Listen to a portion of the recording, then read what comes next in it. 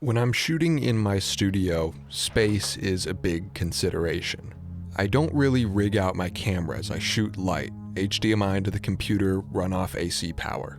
But this week I need a bigger setup. I picked up a little videography shoot to pay the bills, and this requires a different build than I normally use. I need all-day battery life, a separate monitor, a proper videography rig. Now, I don't want to have my main camera tied up in this giant setup all the time, and I don't have money to buy anything new.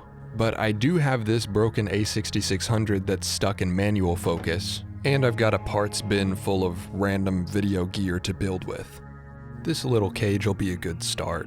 I bought this years ago to rig up my first camera, my EOS M. Funny enough, at the time there were no EOS M cages available, so I bought a Sony a6000 cage to fit on it, which works better with this a6600 than it even did on the EOS M I bought it for.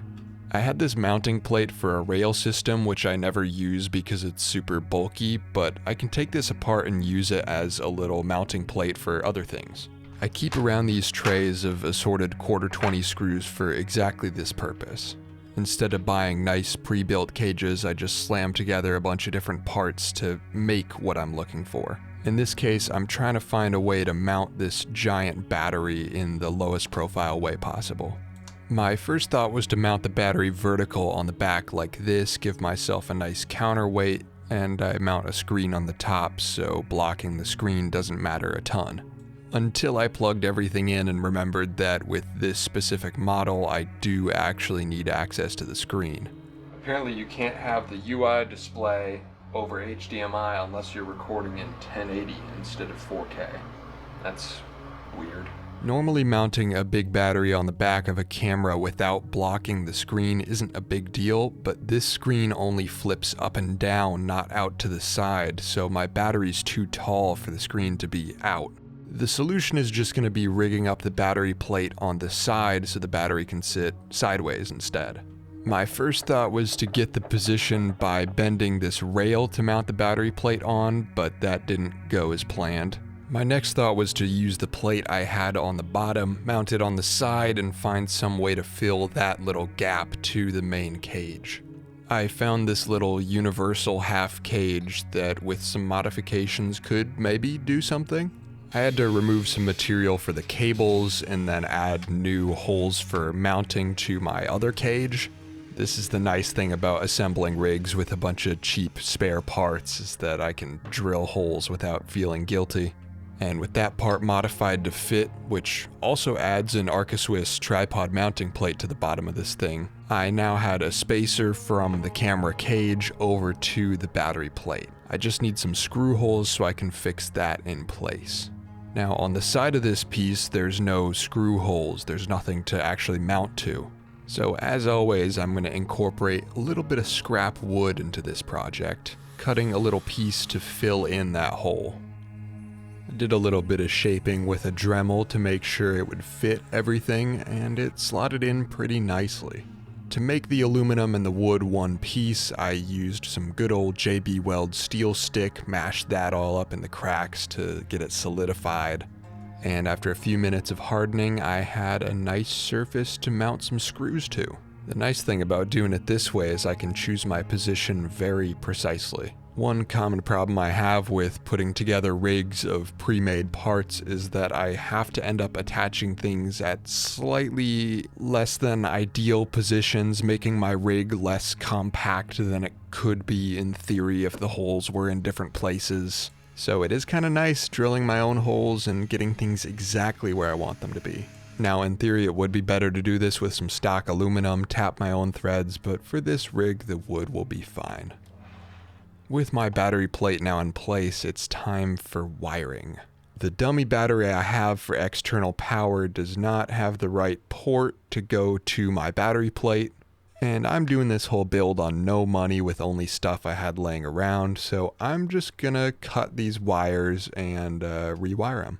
It's just a positive and a negative, not hard at all, so I end up cutting my battery cables and rewiring them for different purposes all the time. Solder seal heat shrink connectors and a heat shrink tube over the top.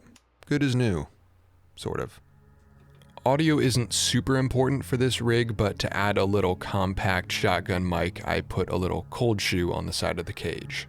I like this Sennheiser mic, pretty low profile and not super expensive.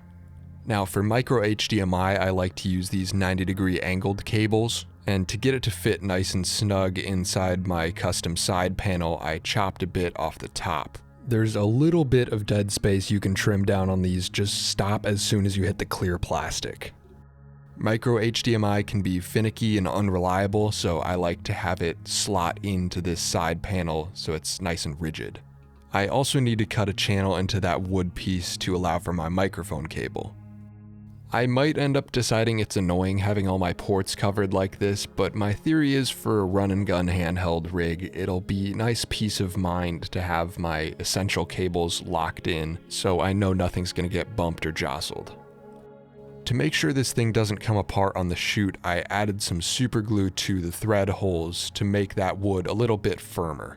I also ended up cutting my power wire again to make it a little shorter and my cable management neater. As a bit of a finishing touch, I threw some stain on that wood piece. It certainly isn't going to look beautiful, but maybe a touch more like a finished product now. And with that, I can do my final assembly. I'm using these little USB-C elbows off the battery plate so I can tuck away my monitor power cable nicely. Those adapters do add extra points of failure. I wouldn't power the camera like that, but for the monitor, I figure it's fine. The last thing I have to do is tie up my HDMI cable. I figured the best solution would be fixing it to the back of the monitor so it doesn't rub up against the microphone. My solution was to use a bit of scrap metal from this random license plate I had laying around and bend that up to make a little bracket that holds in the slack of the HDMI cable. Just gotta file down those edges to make sure it doesn't slice anything.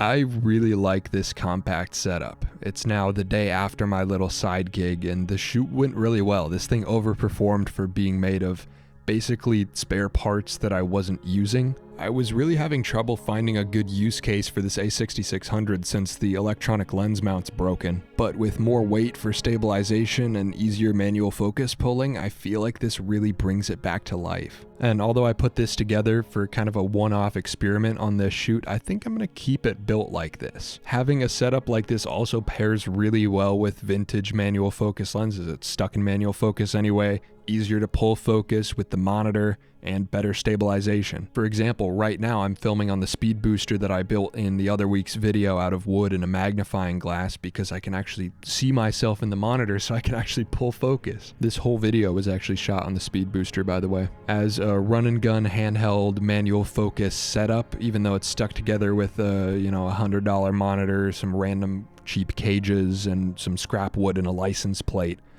I don't know what else I need to add to this thing. All this to say, rigging out your camera doesn't have to be that expensive. It can really add up buying all the random hardware and rail systems to stick everything together, but with some random bulk bin half cages for cameras nobody uses anymore, some scrap wood, and some screws, you can put something together that's pretty cool. Think outside the box.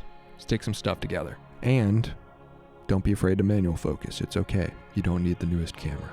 I swear. Thank you, goodbye, thank you for your patience while I made some money to pay the bills. Lots of studio upgrade stuff coming and more streams. Thank you for your time.